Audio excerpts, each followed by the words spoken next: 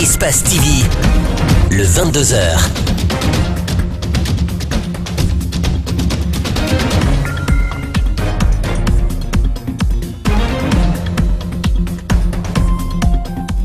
Bonsoir à toutes et à tous, merci de nous rejoindre dans ce journal. Au sommaire, la Guinée dans le top 5 des pays réformateurs d'Afrique de l'Ouest. C'est une reconnaissance de la Banque mondiale. Dans ce journal, vous suivrez les précisions des cadres de la PIP. Toujours sur le plan national, l'organisation de la Journée mondiale de la pêche artisanale a été retirée à la Guinée pour être confiée aux îles Seychelles. Accusé d'être à l'origine de cette annulation, l'ancien ministre des Pêches se défend. Vous entendrez André Loy dans cette édition d'information. Sur le plan mondial, l'indépendance de la Catalogne a finalement été proclamée malgré l'opposition et les mises en garde de Madrid. Plusieurs dizaines de milliers de manifestants indépendantistes à Barcelone ont salué par des clameurs de joie l'annonce de la proclamation d'une république catalane ce vendredi après-midi. C'est tout pour les titres. Bienvenue. Nous sommes vendredi 27 octobre 2017. Bienvenue dans ce journal. Le groupe de la Banque mondiale, à travers son forum sur la compétitivité des investissements 2017, vient de primer la Guinée pour ses politiques de réforme et de promotion des investissements. La Guinée se trouve dans le top 5 des pays réformateurs d'Afrique de l'Ouest. Ce vendredi, l'Agence de la promotion des investissements privés a apporté des précisions sur les réformes qui ont permis à la Guinée de se retrouver à cette place et l'impact que cela pourrait avoir sur le panier de la ménagère. Abdourahmane Ba, Aliouba l'ont rencontré. C'est au World Forum économique que la Guinée est retenue parmi les top 5 des pays les plus réformateurs en Afrique de l'Ouest. Une place d'honneur pas fortuite, les 7 dernières années, la Guinée a effectué 80 réformes d'après l'Agence de la promotion des investissements privés. La Guinée a été sélectionnée parmi les pays les plus grands réformateurs. Il y a des pays qui ont été jugés comme des pays vedettes, comme l'Éthiopie et la Birmanie. Et en tout, je pense qu'il y a à peu près 80 pays qui ont été évalués. Et pour ces évaluations-là, les 5 pays qui ont été reconnus pour leur performance, la Guinée fait partie de ces 5 pays-là. Ce classement est fait par la Banque mondiale, un établissement qui encourage les pays à s'impliquer dans la facilitation des investissements à travers les réformes. L'année dernière, la Guinée n'était même pas classée parmi les pays en évaluation. Les réformes menées au sein de quelques secteurs fondamentaux ont permis à la Guinée d'occuper une place honorable. Les réformes dans le secteur minier ainsi que les réformes sur le cadre des investissements. La Guinée s'est dotée d'un nouveau code minier, mais également a facilité les différentes procédures d'obtention de licences minières. Et du point de vue du cadre des investissements, la Guinée a adopté un nouveau code des investissements en 2015. Ce code donne plusieurs incitations douanières et fiscales aux entreprises. Malgré ces réformes engagées par le gouvernement avec l'implication de la PIP, beaucoup sont ceux qui sont sceptiques de l'impact de ces réformes sur le panier de la ménagère. Pour la présidente de la PIP, l'adoption de la lettre politique nationale du contenu local consiste à le valoriser dans tous les projets de grande envergure. Tout investisseur étranger qui va venir implémenter des grands projets dans le pays aura d'une manière implicite une obligation d'impliquer les locaux, que ce soit au niveau de l'emploi, qui puissent recruter de la compétence locale, que ce soit au niveau de l'approvisionnement, que ce soit au niveau de la sous-traitance, que les PME guinéennes aussi puissent bénéficier au fait de ces marchés. Ces nouvelles réformes de l'investissement vont permettre aux jeunes entrepreneurs de facilement créer leur entreprise, avec des avantages notamment les exonérations fiscales, indique la responsable de l'agence. C'est officiel, la Guinée n'abritera pas cette année la journée mondiale de la pêche artisanale prévue pour se tenir le 21 novembre prochain. Les îles Seychelles ont été choisies par la Confédération africaine des organisations de la pêche artisanale pour remplacer la Guinée. Les associations de pêche artisanale accusent l'ancien ministre d'être à l'origine de cet échec. André Loy est sorti de sa réserve. Il indexe plutôt les pêcheurs artisanaux dont la division serait à l'origine de cette situation. Alseni Bari, Ibrahima Sori Kamara. Prévu en Guinée le 21 novembre 2017, La journée mondiale de la pêche artisanale se tiendra à la même date aux îles Seychelles. La Guinée n'abritera pas l'événement en raison des dissensions au sein des associations des pêcheurs artisanaux de Guinée. C'est du moins l'explication que donne l'ancien ministre. Les deux fédérations, chacune a voulu tirer la couverture de son côté. Malgré que j'ai saisi la CONAPEC, je les ai adressé une correspondance pour que chaque fédération me désigne 2 ou 3 membres pour se joindre au cabinet ministériel pour qu'on organise l'événement.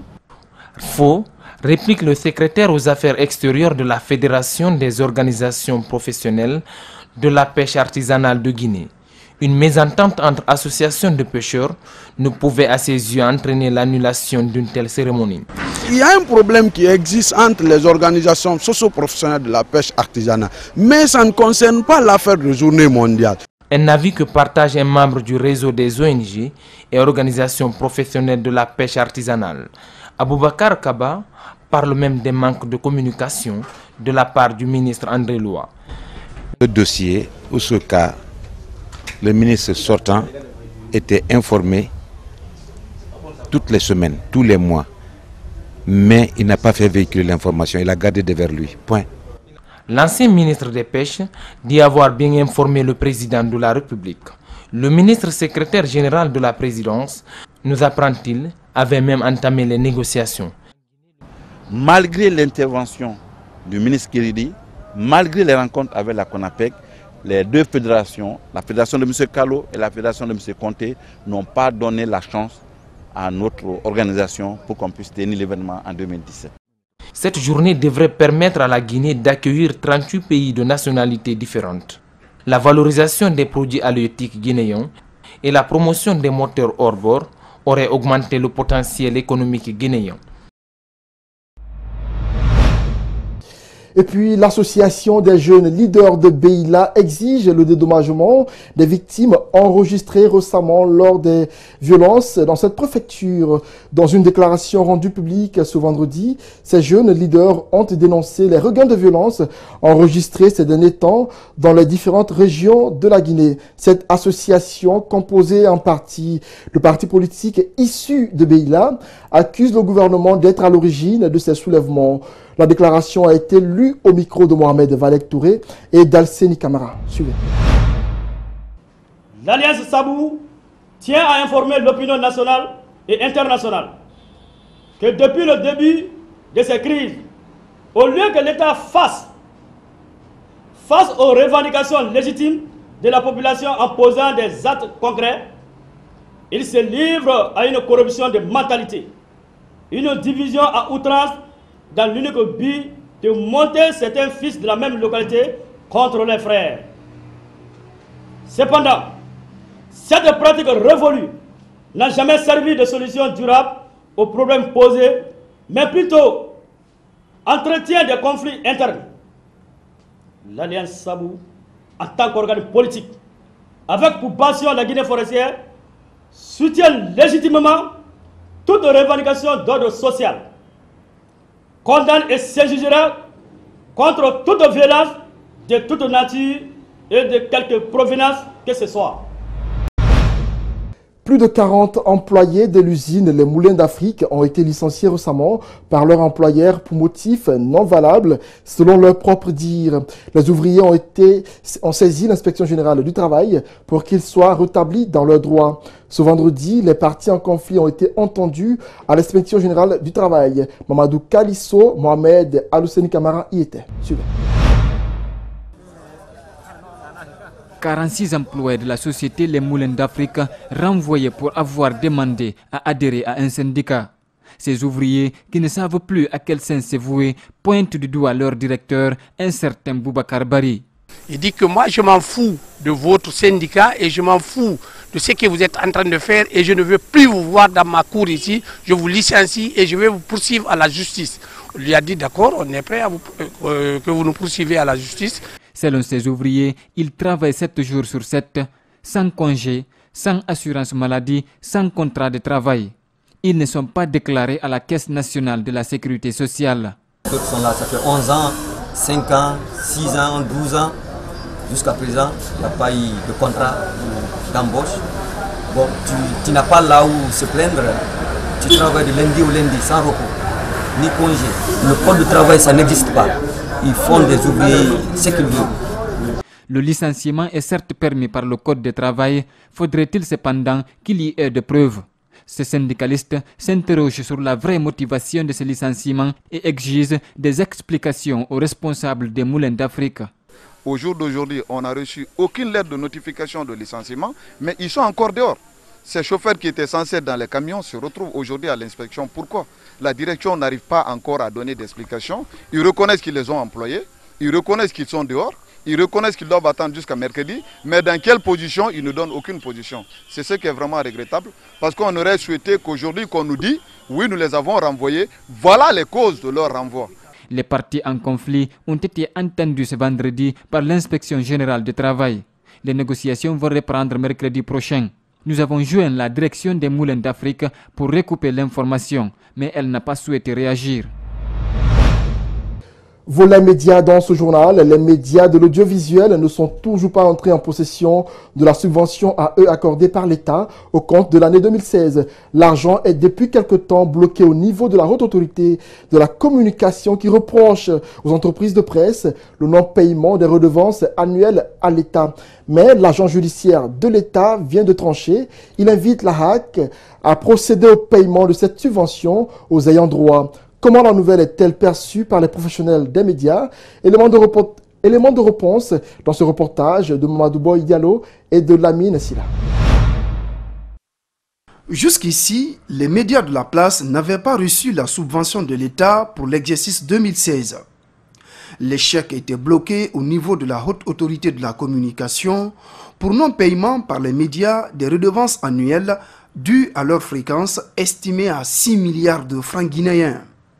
Mais une instruction de l'agent judiciaire de l'État pourrait changer la donne. Ce président d'une association de presse fait entendre sa réaction. L'ARC n'était pas dans son rôle, parce que l'ARC pouvait juste peut-être remettre des chèques. Il appartenait aux instances de l'État, notamment l'agent judiciaire de l'État. C'est en cas de contentieux, parce que c'est l'agent judiciaire de l'État qui est compétent de recouvrir les créances de l'État avec les tiers. Donc il n'appartenait pas à la HAC ni à aucune organisation constitutionnelle de se substituer à l'agent judiciaire de l'État quand il s'agit de recouvrir des créances de l'État. Chaque année, l'État accorde une subvention aux entreprises de presse pour les appuyer. Pour Iboun Konté, de telles situations peuvent être évitées si chacun joue son rôle.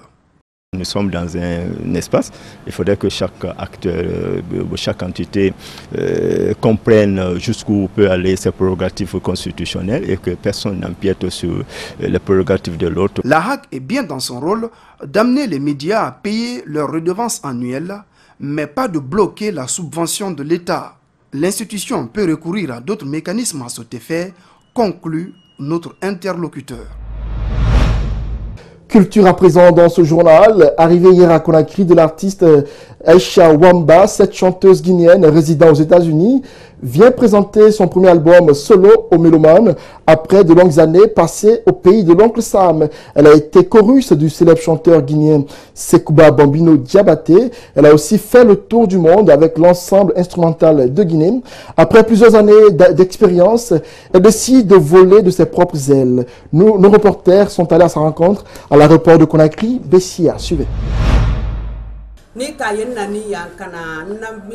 Si vous voyez que je suis venu faire la dédicace de mon album ici, c'est parce que j'aime chez moi. Je faisais la musique traditionnelle. Je dansais dans un groupe de femmes. Aujourd'hui, j'ai décidé d'évoluer seul et j'ai bénéficié du soutien des productions Tidian World Music et Mamoudou Kondé. Au lieu de chanter ailleurs, ils ont trouvé bon que je vienne chez mes parents.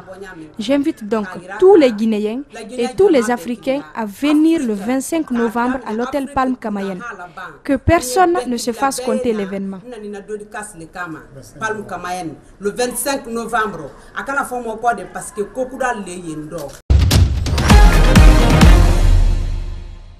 Voici comment s'achève cette édition d'information réalisée par toute l'équipe de la rédaction politique et également de la technique. Merci à tous ceux qui l'ont suivi. Au revoir.